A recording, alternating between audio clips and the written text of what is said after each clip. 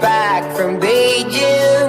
I gotta know, ooh, Molly, are you stuck in nostalgia?